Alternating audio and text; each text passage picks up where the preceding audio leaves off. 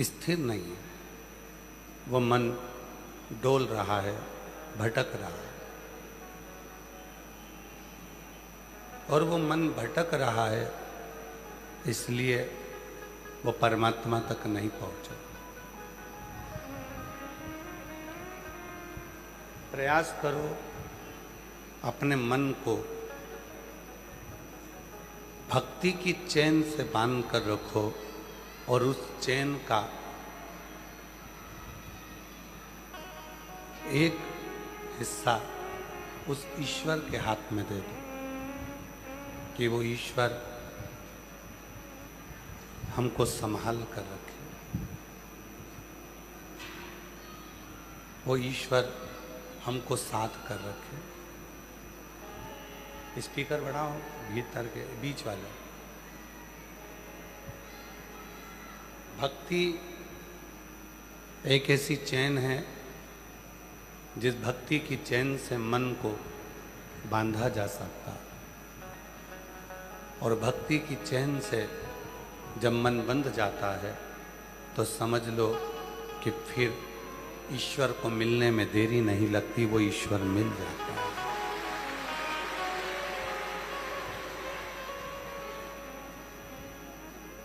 शिव जी का एक नाम आशुतोष है,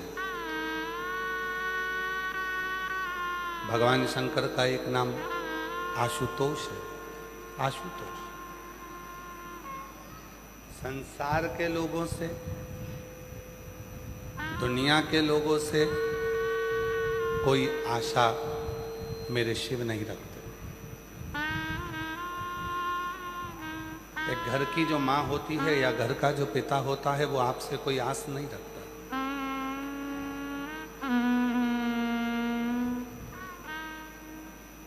वो आपसे कोई आस नहीं रखेगा।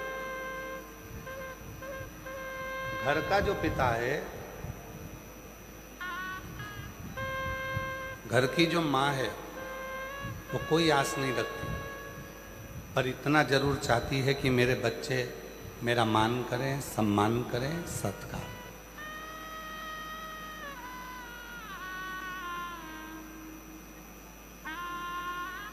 तुम्हारे घर में अगर तुम्हारे माँ बाप हैं बुजुर्ग, तो तुम ईमानदारी से बोलना,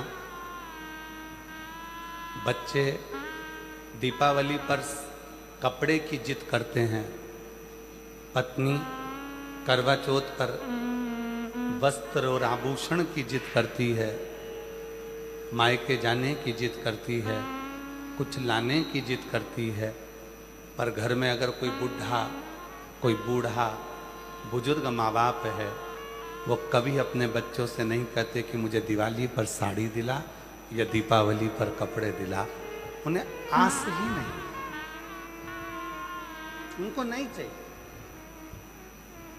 वो तो कहते हैं कि मेरे बच्चे, मेरे पोता पोती फले फूलें, मेरे पोता पोती अच्छे से रहें, खुश रहें, सुखी रहें, उनके पास में सब रहे। हमारे पास तो अलमारी भरी पड़ी हुई है, हम तो पहन लेंगे। हमारे पास में तो बहुत वस्त्र हैं, हम पहन लेंगे। आप ये मत सोचना कि शंकर भगवान को तुम्हारे एक लोटे जल की जरूरत है। शिव का नाम आशुतोष है। कोई आशा मेरा शिव आपसे नहीं रखता, कोई आशा। आप ये कभी मत सोचो कि आपका एक लोटा जल शंकर भगवान को चाहिए।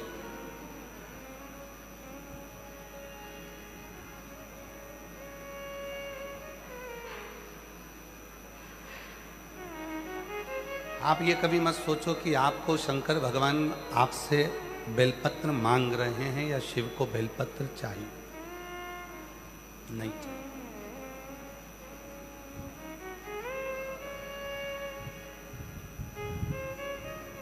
उनको नहीं चाहिए। ये बेलपत्र, ये जल, चावल का दाना आप अपने लिए समर्पित कर रहे हो, शिव को तुमसे नहीं चाहिए। वो आशुतोष है, मौन है, शांत है, प्रसन्न है, और इतना प्रसन्न है वो, इतना प्रसन्न है कि एक बार माता पार्वती जी तुमरुका जी से पूछी थी कि तुमरुका जी, शिव जी को अगर बहुत जल्दी प्रसन्न करना हो तो शिव कैसे प्रसन्न हो सकते हैं? कैसे प्रसन्न हो सकते?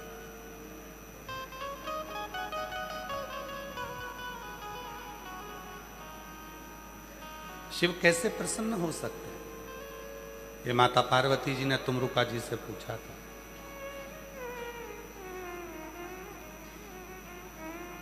तुमरुका जी से पूछा कि शिव कैसे प्रसन्न हो सकते हैं? जल्दी प्रसन्न करना है तो हम क्या कर सकते? हम शंकर भगवान को कैसे प्रसन्न कर सकते? तो कहा, शिव को शीघ्र प्रसन्न करने का केवल एक तरीका है, कभी एकांत में बैठकर पंचाक्षर मंत्र नमः शिवाय या षडाक्षर मंत्र ओम नमः शिवाय या श्री शिवाय नमस्तुभ्यम को गहरी सांस लेकर जब तुम पुकारोगे तो तुम्हारा शिव तुम पर प्रसन्न हो जाएगा। उसको कुछ नहीं, कोई वैभव की चाह मेरे शंकर भगवान को नहीं, तुम्हारी संपदा की चाह मेरे शंकर भगवान को नहीं, तुम्हारे धन की चाह मेरे शंकर भगवान को नहीं, तुम्हारे एक लोटा जल या बेलपत्र या चावल के दाने की चाह मेरे शंकर भगवान को नहीं। मेरे शिव को तो केवल अपने भक्तों से स्नेह है, प्रेम है, प्यार है। और जो जैसी भावना लाया वो वैसा ही फल पाया, नहीं खाली उसे लौटाया, वो मन ही मन और कर दिया वाले लुटा दिया काशी, लुटा दिया काशी, कर दिया मारा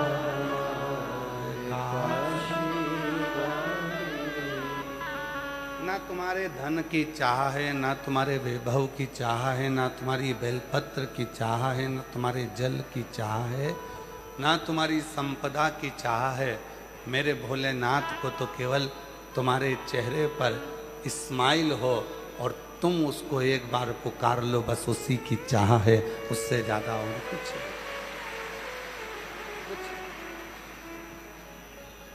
बच्चा क्या करता है? बच्चा मम्मी को अगर प्रसन्न करना है, बच्चे को अगर मम्मी माँ से अगर दूध ग्रहण करना है, दूध पीना है, तो क्या बच्चा पहले मम्मी के पास जाकर मम्मी को टॉफी खिलाएगा या मम्मी को आइसक्रीम खिलाएगा तब मम्मी उसको दूध पिलाएगी? माँ बच्चे से कोई चाह नहीं रखती। बच्चा टॉफी खिलाएगा तब माँ दूध पिलाएगी, बच्चा आइसक्रीम खिलाएगा तब माँ दूध पिलाएगी, बच्चा कुछ ला कर देगा तब माँ दूध पिलाएगी? नहीं, बच्चे से माँ को कोई चाह नहीं, वो तो बस देखती है। बच्चा रोया, उसने पुकारा, हाथ ऊपर कर कर जैसे ही बच्चा पुकारना प्रारंभ करा, माँ माँ माँ, बस माँ ने उसको गोदी में लिया और दूध पिलाना प्रारंभ कर दिया। उसी तरह बच्चा जब कहता है पापा, बाबा, बाबा, बाबा, बस उसने पुकारना प्रारंभ करा और पिता ने, बाबा ने उसको गोदी में लिया। उसी तरह तुमसे शिव को कुछ नहीं चाहिए। तुम जल चढ़ाओ तो ठीक है, बेलपत्र चढ़ाओ तो ठीक है, चावल चढ़ाओ तो ठीक है, फूल चढ़ाओ तो ठीक है, वरना केवल शिव को उसको पुकारना प्रारंभ कर दो तो भी वो गोदी में ले लेता है और आपका भरण पोषण कर, उसको नहीं चाहिए।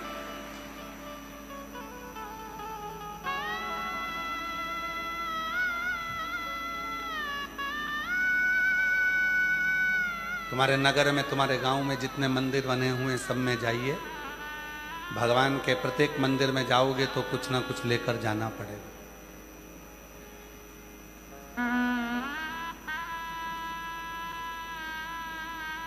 प्रत्येक मंदिर में जाकर देखिए, जाओगे कुछ लेकर जाना। पर शिव का एक मंदिर ऐसा है, भगवान शंकर का, जिस मंदिर में तुम कुछ भी लेकर नहीं जाओगे तो भी शिव तुमको खाली हाथ नहीं भेजेगा। वो है देवाधिदेव महादेव का, वो शिव का मंदिर, वो शंकर।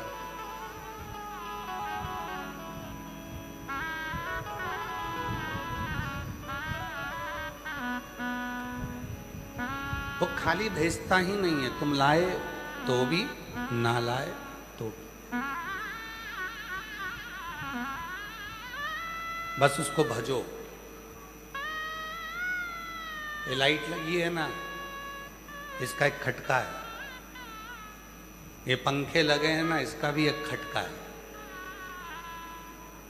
दोनों का खटका अपन एक साथ बंद करते हैं।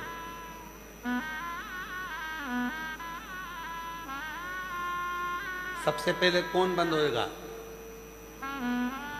लाइट का खटका बंद करा तो सबसे पहले लाइट 1 सेकंड में बंद, और पंखे का खटका बंद करा तो पंखा एकदम बंद हो जाएगा क्या? जम के बोलो नहीं। बंद करने के बाद भी पंखा थोड़ी देर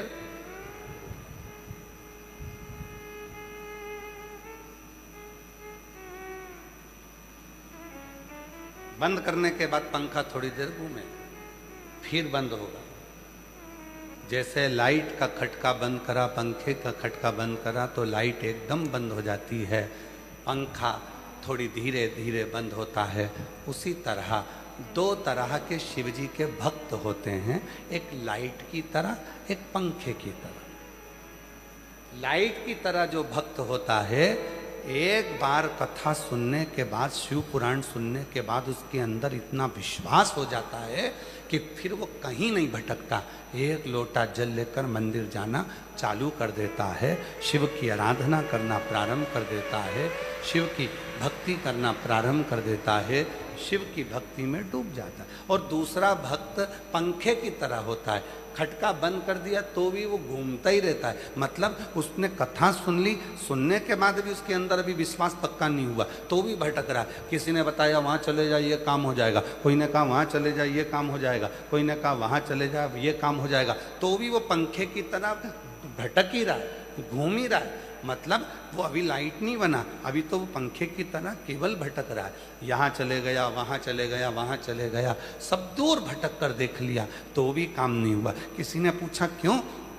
सीहोर गया था? हाँ गया था। कितनी बार हो आया? तो उनके तो 1-2 बार हो आया, पर हमारा काम नहीं बनया। नहीं काम नहीं बनया तो मतलब तो तेरे अंदर तू अभी पंखे की तरह घूम रहा है, मतलब तेरा मन अभी स्थिर होकर कंकर में शंकर को नहीं देखा। जिस दिन 5 कंकर की पूजन करे और तू एक कंकर जो उठाए, उस कंकर में भी तुझे शंकर नजर आने लगे और तुझे लगे कि अब मेरा बेड़ा पार होगा, समझ लेना कि वो शिव।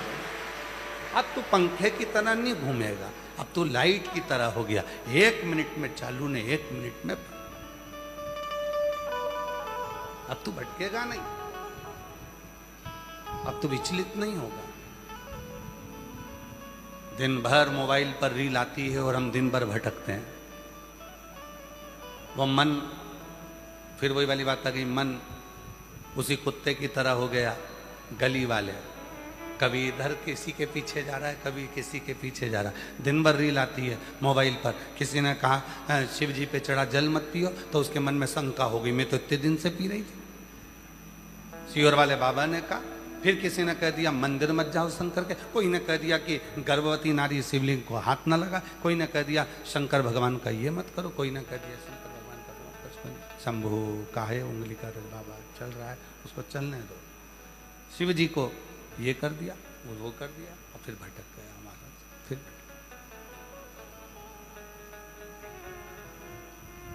फिर भटका।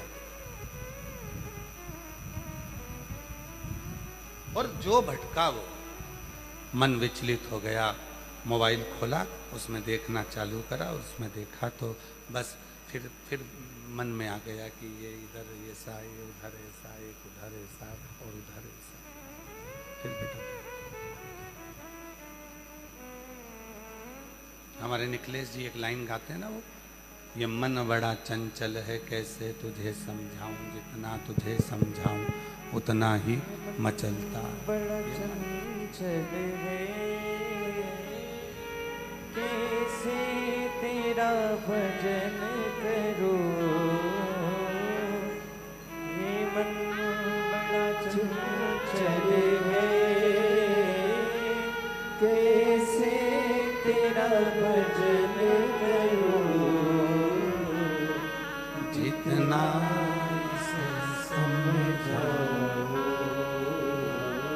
जितना इसे समझाओ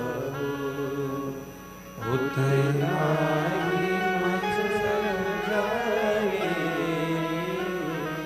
भोले तेरे चरणों की, शंभू तेरे चरणों की, गर धूल जो मिल जाए,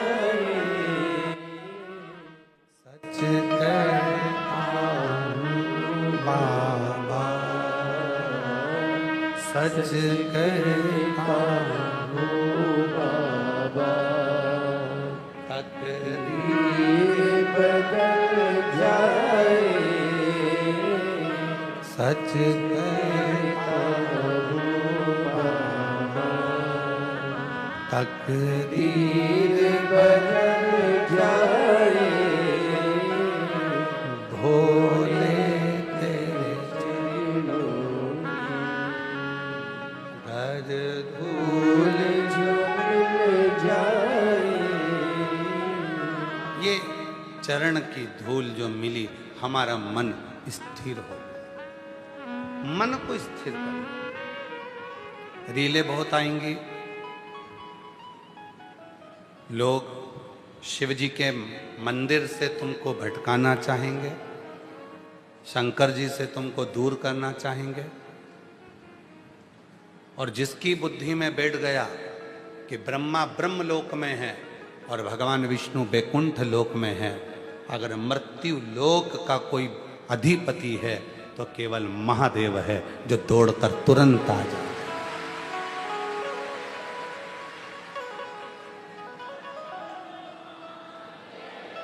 एक बहू ग्वालियर में रहती है, एक बहू छत्तीसगढ़ रायपुर में रहती है, और एक बहू तुम्हारे घर से केवल 15 किलोमीटर की दूरी पर रहती है। सबसे पहले कौन सी बहू आएगी? रायपुर वाली आ जाएगी क्या? नहीं। ग्वालियर वाली आ जाएगी क्या? नहीं। जो 15 किलोमीटर दूर है वो बहू दौड़ कर आ जाए पास में। और एक बहू तुम्हारे घर में भी रह रही है, वो 15 किलोमीटर वाली भी आएगी, उससे पहले वो घर वाली बहू तुरंत निकल कर बाहर आ जाएगी। मम्मा क्या हो गया? पापा क्या हो गया? तुरंत। अब ब्रह्मा ब्रह्मलोक में, भगवान विष्णु बैकुंठ लोक में, मृत्यु लोक में पृथ्वी पर अगर कोई है तो वो देव अधिदेव महादेव हैं, जो तुरंत दौड़ कर आ जाते हैं और तुम्हारा दुखड़ा मिटा जाते हैं।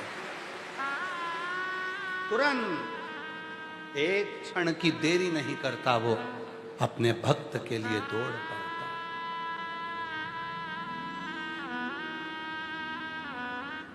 बाबा बाबा सब कहें, पर माता कहे न को, एक बार जो माता कहे सो काशी में हो। शिव और शक्ति दोनों सम हैं।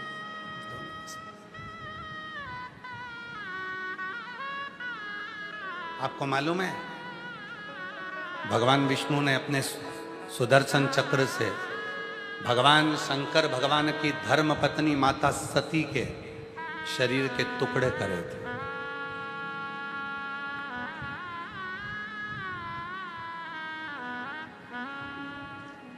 बावन शक्तिपीठ का निर्माण हुआ।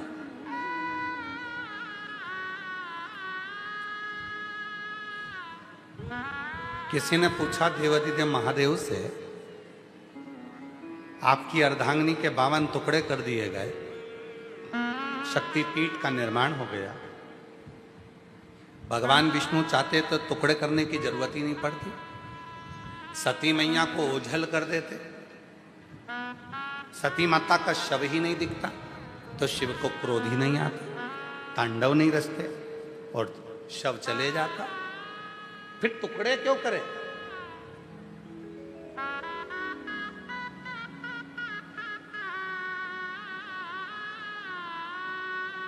जैसे भगवान श्री राम जी महाराज ने अपनी पूरी लीला करी और अपने शरीर को त्यागा, तो वो शरीर राम जी का कभी मिला? जम के बोलो जरा, नहीं। भगवान कृष्ण ने पूरी लीला करी और भगवान ने अपना शरीर त्यागा, भगवान कृष्ण का वो शरीर मिला? जम के बोलो, नहीं। जितनी जितनी लीला हुई उस लीला में शरीर नहीं मिला। फिर सती माता के साथ उमा माता का शरीर नहीं मिला, कात्यायनी का शरीर नहीं मिला, कुष्मांडा का शरीर नहीं मिला, स्कंदा का शरीर नहीं मिला, फिर माता सती का ये शरीर और जिसके 52 टुकड़े हुए और 52 शक्तिपीठ का निर्माण हुआ, तो ये क्यों हुआ? ये प्रश्न बड़ा भारी था। शिवजी से पूछा, भगवान नारायण चाहते तो इसको ओझल कर देते, गायब कर देते, फिर ये टुकड़े हुए इस शरीर के और क्यों हुए, किस लिए हुए, क्यों, किस लिए? तो कहा पूरी पृथ्वी पर ये 52 शक्तिपीठ जो निर्माण किए गए हैं ये इसलिए करे गए हैं, जब संसार का मनुष्य हर तरह से हारेगा, किसी भी एक शक्तिपीठ पर जाकर जब भगवान शिव को याद करेगा तो शिव और शक्ति उसके ऊपर कृपा बरसाना प्रारंभ कर, करुणा करना प्रारंभ।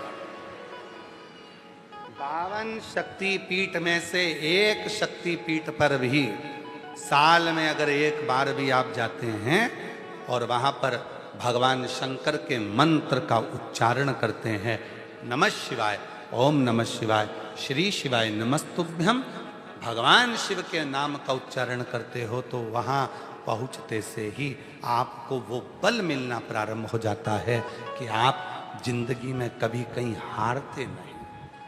पर लोग करते क्या हैं?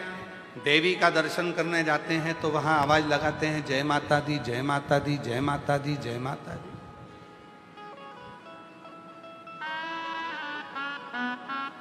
जय माता।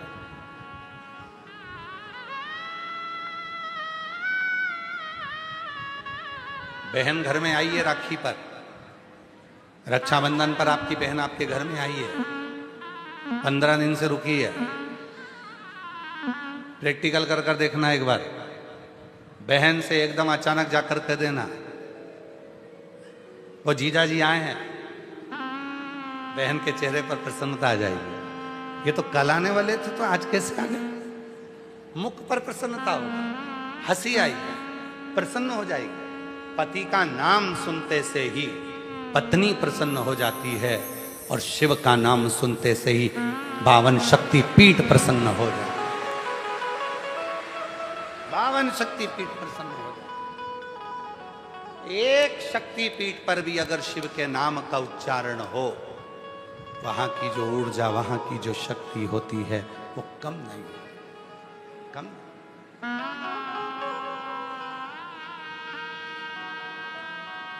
एक शक्ति। कल हम आशीष जी को और समीर जी को कह रहे थे कि मौका लगे, 12 ज्योतिर्लिंग तो कथा चल ही रही है। हर साल की एक बिटले सेवा समिति की एक ज्योतिर्लिंग में कथा होती है। पहले उज्जैनी हुई, ओमकारेश्वर महाकाल, ओमकारेश्वर हुई, काशी हुई, देवघर वैद्यनाथ जी हो गई। ऐसी कथाओं के क्रम 12 ज्योतिर्लिंग के तो साल में एक बार चलते ही हैं।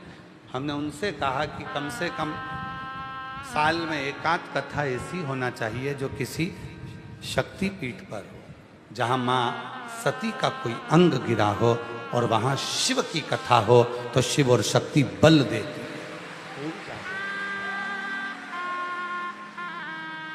और वो ऊर्जा जब कोई व्यक्ति लेकर जाता है, शिव और शक्ति दोनों का ही आशीर्वाद, दोनों उसके जीवन में एक सुख का अनुभव हो।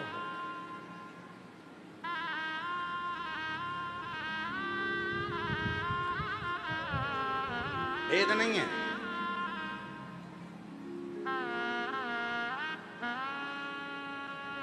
पंद्रह तारीख से गुप्त नवरात्रे प्रारंभ हो जाएंगे। भेद नहीं है।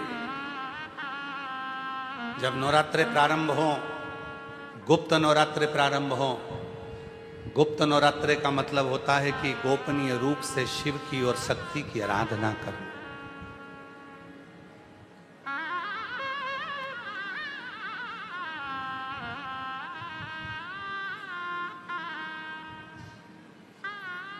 गोपनीय रूप से शिव और शक्ति की आराधना करो।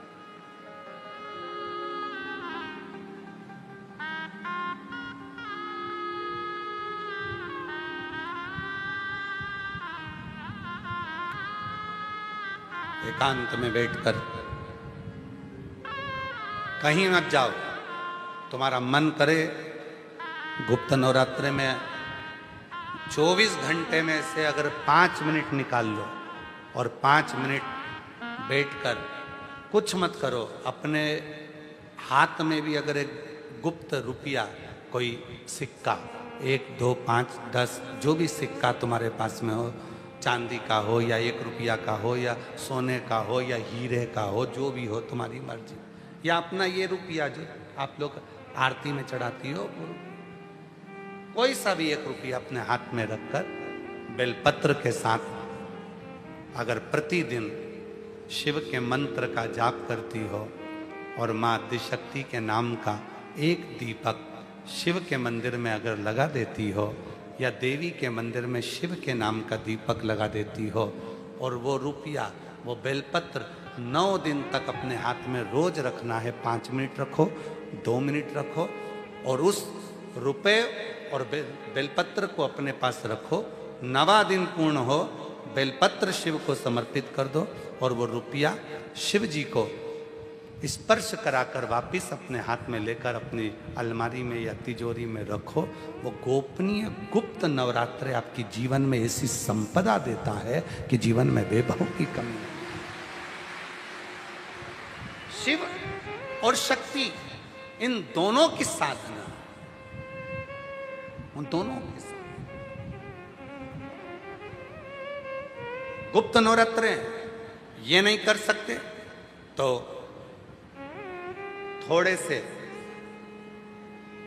अनार का रस या अनार के दाने, थोड़े से 2-4 दाने प्रतिदिन अनार के दाने 2-4 अपनी माता रानी के, शिव के स्मरण में, अपना घर का जो मंदिर हो जिसमें भगवान बैठे हों, तुम्हारे घर के मंदिर में जो भी भगवान बैठे हैं, अगर 9 दिन तक लगातार अनार के 2-4 दाने का भी आप रोज माता रानी को अगर भोग लगाती हो, और उस अनार के दाने का या शिव को भोग लगाते हो, उस अनार के दाने का घर के जितने सदस्य एक एक दाना अनार का सब खा लें। शरीर में रोग कैसा भी हो, वो रोग समाप्त होकर ही रहता है। गुप्त नवरात्रे शिव और शक्ति की आराधना के होते हैं। शिव और शक्ति